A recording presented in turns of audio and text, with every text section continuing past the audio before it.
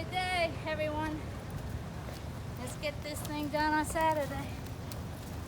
I thought he was really good when he first came in, and we had some horses we were real high on, and everyone he lined up against, he was out working.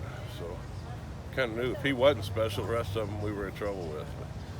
And then when he ran down Ellis Park, I've never seen anything like that. I came out of the winner's circle shivering for a maiden, and I don't know that a maiden's ever had that effect on me, or I've had this much pressure with a horse that's going into his first race off his maiden win. You mean just because there was ball caps and posters made of him off the 19 and a quarter length win? 19 and a quarter lengths makes you an instant superstar. And yeah, it was a lot different coming out of that winner's circle than it was when we were heading down to Ellis Park. But he is truly a special horse. This is the start of the road to the Kentucky Derby. I mean, race one. There's so many strides for a horse between this Saturday and the first Saturday of May. And there's a lot of things that can go right and go wrong. And, you know, I'm in charge of making the right decisions to make sure they all go right.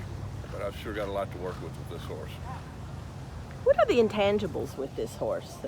You know, the biggest thing with him is he's so smart, and I don't know if I've ever had a horse like him.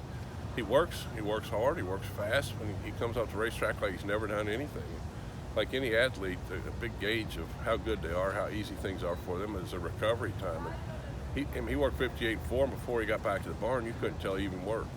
So he's just got some kind of system. So for him to be at this stage at his age, have you ever had anyone like him at this point? You know, the closest thing I've had is not this time. He was a really good horse. He had a little injury, but he's the closest. But I don't think I've had anybody at this stage that's as good as this horse. And he shouldn't be, according to his pedigree and everything about him, this good this early. You know, he's supposed to be a horse that most yearlings would buy are 3-year-olds, and he's doing a lot of things early for his pedigree. And you mentioned the first Saturday in May, but there's also the first Friday in November, the Breeders Cup Juvenile. I jumped over that a little bit. I'm going to do like any coach and say, let's go one game at a time. We'll worry about this weekend, this Saturday, and we'll move on to, hopefully it runs like we expect, we can move on to Breeders' Cup.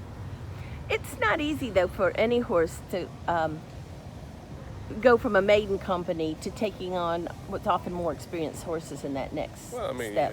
yeah, it's a cone. You're always going up the cone. It's the smaller, the more you win, the smaller the group of horses you run against, the more talented they are.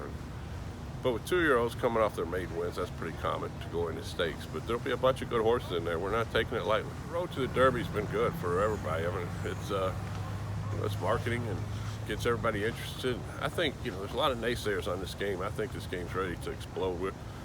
And things like the road to the Derby, to put it on the internet. It's such a great sport for the internet. And the Derby's such a big deal around the world.